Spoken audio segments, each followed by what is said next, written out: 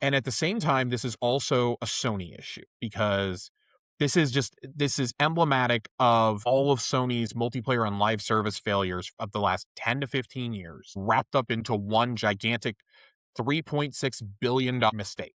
Now, if you rewind this and you go back to when Witch Queen was about to come out in early 2022, when the acquisition was announced, not a single person would have looked at you and said, this is a mistake. By and large, the thought was, wow, this is the studio they need.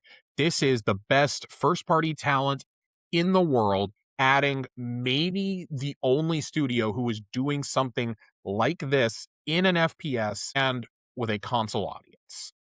Right? This is going to help them grow their live service ambitions. Marathon, we knew was in the wings. We didn't know it was specifically Marathon at the time, but we knew it was coming. They were working on other games. And it has just been downhill ever since that acquisition, with the exception of the final shape.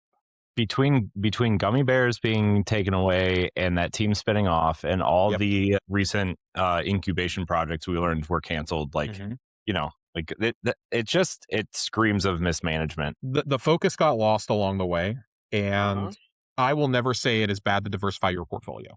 You have to as a AAA studio in today's day and age. And I think that's where Bungie was probably looking ahead where other studios weren't. They were getting projects in incubation. They were so damn determined to make Marathon for so long. We know going all the way back to Forsaken is when they were thinking about it for the first time. People left Destiny 2's team after Forsaken, Chris Barrett being one of them, and I believe Scott Taylor was the other one, to leave and lead that team and start incubating that project. And it finally got out the door this year. 8 years later, that game gets out the door. Yep. That is ludicrous. Like that game went through its own controversies. It was rebooted at least once that we know of when Joe Ziegler came over. And kudos to him, man. We'll never know what the original vision for this game was. We know bits and pieces of it. We never saw it in action, obviously. The final product is, if you really like PvP and you can get into an extraction shooter, this is the game for you. It is a very niche game, though. So when we talk about diversifying your portfolio, that's fine to have a niche game if your main source of income is still churning, like Destiny.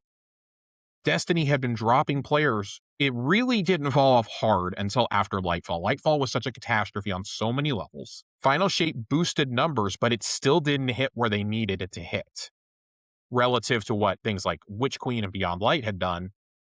And then it was just it was downhill ever since then, because so many people saw that as the natural ending point.